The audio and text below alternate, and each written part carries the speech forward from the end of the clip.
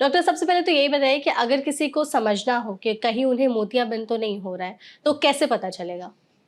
मोतियाबिंद के कुछ लक्षण हैं। हुँ, हुँ। जिस प्रकार के धुंधलापन आना, बल्ब के आसपास कई बार घेरे दिखाई देना, एक-एक चित्र के 2-3 चित्र दिखाई देना, जिसको हम लोग मल्टीपल इमेजेस कहते हैं। ओके। इसके अलावा कमरे में बैठे ऐसा महसूस करना कि एक लाइट बल्ब और जल जाता तो और अच्छा होता।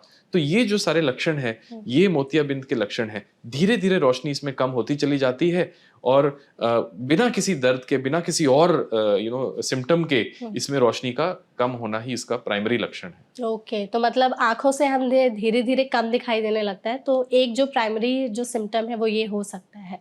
अगर किसी को समझना हो कि किनमें सबसे ज़्यादा रिस्क है मोतियाबिंद होने का, तो फिर हम वो कैसे समझेंगे? कौन से लोग सबसे ज़्यादा रिस्क फैक्टर्स पर हैं? मोतियाबिंद का प्राइमरी रिस्क फैक्टर एज है। एज। जैसे-जैसे हमारी उम्र बढ़ती है, हुँ, मोतियाबिंद बढ़ता है। ये हमारे बॉडी की नेचुरल चेंजेस में से एक चेंज है। जिस प्रकार बाल सफ़ेद पड़ते हैं, हाँ। उस प्रकार लेंस सफ़ेद पड़ जाता है।